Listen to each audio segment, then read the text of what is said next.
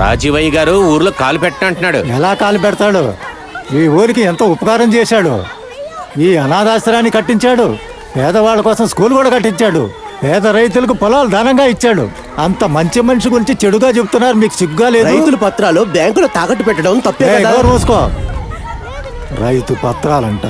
ఆ రైతులకి భూమిని దానంగా ఇచ్చింది ఇతనే కదా. ఆ చిన్నయ్య గారికి మేము చెప్పామన్నా, అయినా మా మాటలు వింటేగా. వింటాళ్లే, మీరు వింటారు. రాజీవ్ గారికి ఎవరి సపోర్టు లేదనుకోకండి.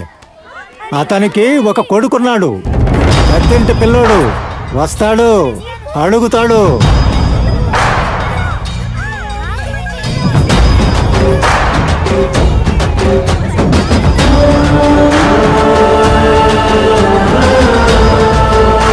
ఈసారి మన ఊరి జాతర జరిపించబోయేవారు మన బాబు గారు, అలాగే పెద్దింటి అబ్బాయి కృష్ణ గారు. ఇంట్లో నీ పిల్లం పక్కన పడుకున్నా బయటికి లాక్కొచ్చి మరీ తంతాను, జాగ్రత్త. మీరందరూ నా మీద పెట్టుకున్న విశ్వాసానికి నేను సాధించి చూపిస్తాను. ఏంట్రా నువ్వు సాధించేది నా తొక్క? ఈసారి జరగబోయే జాతరకి మీరెవ్వరూ ₹1 కూడా ఖర్చు పెట్టనక్కర్లేదు.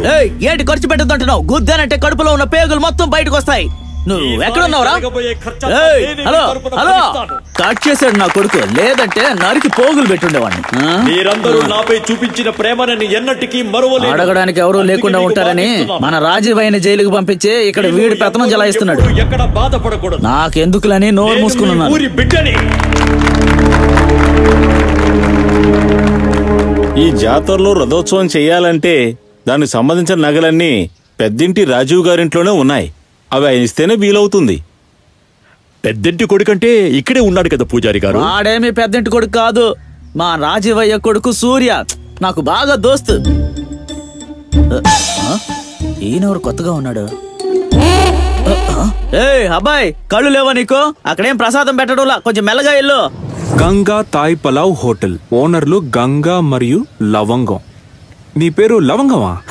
ఒకప్పుడు రౌడీజం చేసేటప్పుడు లవంగంలో ఉండేవాడిని. కొద్ది రోజులు గడిచాక వెటకారంగా మధ్యలో వాదేసేసి లంగా లంగా అని పిలుస్తున్నారు. ఇక్కడ లంగా అంటేనే ఫేమస్ లేండి సార్. రౌడీ? అవును సార్. నువ్వు? నేనే. వెనకాల స్టిచెస్ కూడా ఉన్నాయి, చూస్తావా? పర్లేదు, పద. తాయ్ పలావ్ ఏంటయ్యేది? ఈ పలావ్ వల్లే సార్ నేను రౌడీజంలోకి ఎంట్రీ ఇచ్చింది. నాకు తల్లి ఒక్కటే సార్, తండ్రి లేడు. నువ్వేమైనా టెస్ట్ బేబీనా? అయ్యో సార్, నేను చచ్చినప్పుడే మా నాన్న, అయ్యో కాదు నేను పుట్టినప్పుడే మా నాన్న చచ్చిపోయాడు సార్. దయచేసి కన్ఫ్యూజ్ చేయకండి సార్. మా ఊర్లో నేను చాలా పెద్ద రౌడీని సార్. నేను నడిచొస్తుంటే అక్కడున్న వాళ్ళందరూ గడగడ వణికిపోతారు. అందుకని రౌడీ అయిపోయావు? అబ్సల్యూట్లీ.